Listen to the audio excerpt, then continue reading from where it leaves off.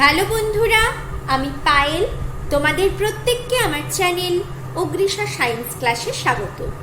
যারা নতুন নতুন আমার চ্যানেলে জয়েন করেছো সবাইকেই অনেক অনেক ওয়েলকাম আমার চ্যানেলে। আশা করি সবাই ভালো আছো, সুস্থ আছো। আজকে আমি যে ভিডিওটা দিচ্ছি তোমাদের ক্লাস 11 বায়োলজি সেমিস্টার 1-এ প্রাণী জগতের শ্রেণীবিন্যাস ইউনিট 1-এর 4 নম্বর চ্যাপ্টার, যেটা সেখান থেকে কোন কোন পয়েন্টগুলো তোমরা কভার করবে সেই পয়েন্টগুলো বলে দিচ্ছি। কাল সেমিস্টার 1 এক্সাম 35টা কোয়েশ্চেন এমসিকিউ আসবে, যেগুলো একদম ছাড়বে না, কোয়েশ্চেন আসার সম্ভাবনা রয়েছে। এই পয়েন্টগুলোর থেকে দুটো কোয়েশ্চেন তোমরা পাবে, একটু দেখে নাও। ক্লাস 9-এও যদি খুব ভালোভাবে তোমরা টপিকগুলো পড়েছো তাহলে দুটো প্রশ্ন ইজিলি অ্যাটেম্প্ট করতে পারবে। রিভিশন কোন পয়েন্টগুলোকে ফোকাস করে করবে সেগুলো আমি বলে দিচ্ছি।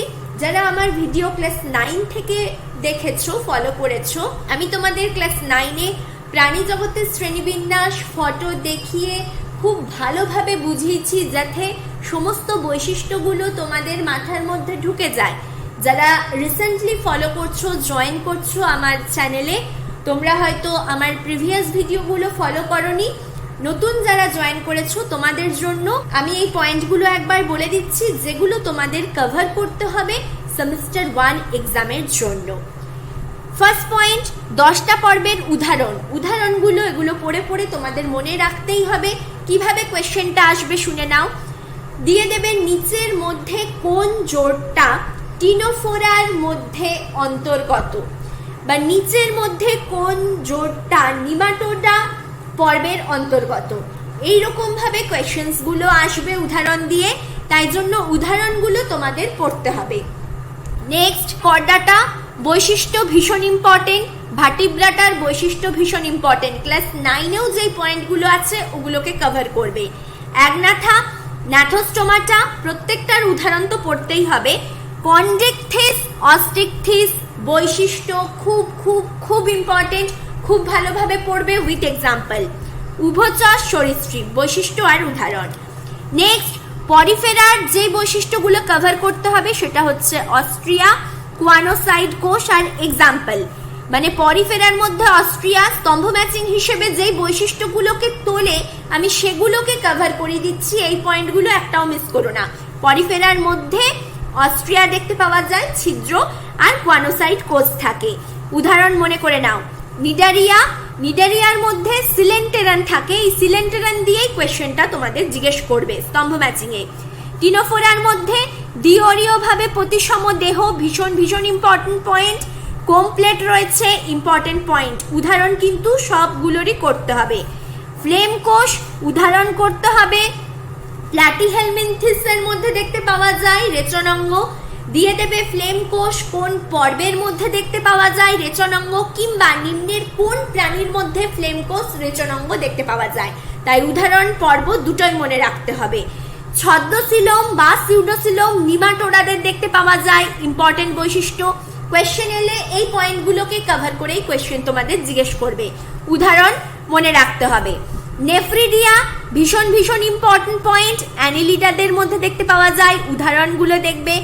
বদ্ধ রক্ত সংবহন তন্ত্র এদের দেহে দেখতে পাওয়া যায়, এটাও একটা ইম্পর্টেন্ট বৈশিষ্ট্য। তাই জন্য তোমাদের দিয়ে দেবে নিম্নের মধ্যে কোন প্রাণীর বদ্ধ রক্ত সংবহন তন্ত্র দেখা যায়, অ্যান্সার হবে কেঁচো। নেক্সট, আর্থ্রোপোডা শ্বাসঙ্গ, ট্র্যাকিয়া, বুকগিল, বুকলাম, এগুলো কাদের কাদের কোন কোন প্রাণীদের মধ্যে এই শ্বাসঙ্গগুলো দেখতে পাওয়া যায়, এক্সাম্পল জিজ্ঞেস করবে। ম্যালপিজিয়ান নালিকা কার রেচনাঙ্গ, এক্সাম্পল জিজ্ঞেস করবে। সবুজ গ্রন্থি বা কক্সাল গ্রন্থি কার রেচনাঙ্গ, এক্সাম্পল কোয়েশ্চেন জিজ্ঞেস করবে। স্তম্ভ ম্যাচিং রিলেটেড কোয়েশ্চেন আসতে পারে, তাই এই পয়েন্টগুলোকে তোমরা অতি অবশ্যই কভার করে নিও। মোলাস্কা লার্ভা দশা, আমি যখন 3টে ইউনিটের সাজেশনস দিয়েছি সেখানে লার্ভা দশার কথা বলেছি। আর যেটা ইম্পর্টেন্ট পয়েন্ট, মেন্টাল পর্দা দেখতে পাওয়া যায়। একাইনোডার্মাটাতে জল সংবহন তন্ত্র থাকে, নালিকা পদ থাকে, আর কি থাকছে, অ্যাম্বুল্যাক্টা থাকছে। এই পয়েন্টগুলো ইম্পর্টেন্ট একাইনোডার্মাটার জন্য উইথ এক্সাম্পল দেখবে। হেমিকর্ডাটার এক্সাম্পল ইম্পর্টেন্ট।